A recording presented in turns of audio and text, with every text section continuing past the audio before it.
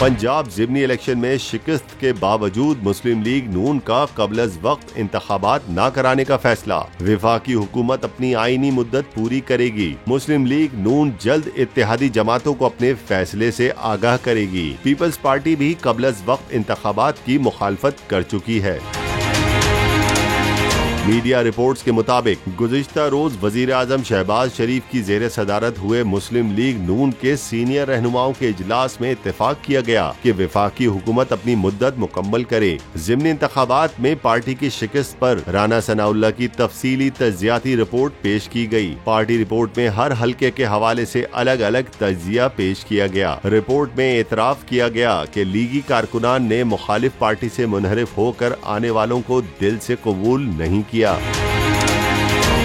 राना सनाउल्लाह ने नाकामियों का इतराफ करते हुए नून लीग के ओहदेदारों और पुराने टिकट होल्डर्स ने इंतखाबी मुहिम में जान नहीं लड़ाई। पेट्रोलियम मसनूआत और बिजली के बिलों में इजाफे ने महंगाई की शरह में इजाफा किया। महंगाई की इंतहाई शरह ने जल्दी पर तेल का काम किया और हार में बुनियादी किरदार अदा किया। ज़िमनी इंतखाबात से सिर्फ 2 रोज कबल पेट्रोलियम मसनूआत की कीमतों में कमी के ऐलान का फायदा नहीं हुआ। अवाम ने पेट्रोलियम मसनूआत की कीमतों में कमी को रद्द करके मुखालफीन में वोट दिए।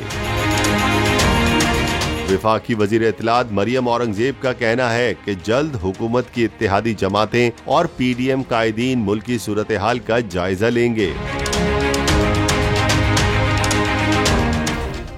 सब्सक्राइब करें और बेल दबाएं ताकि कोई खबर रह न जाए।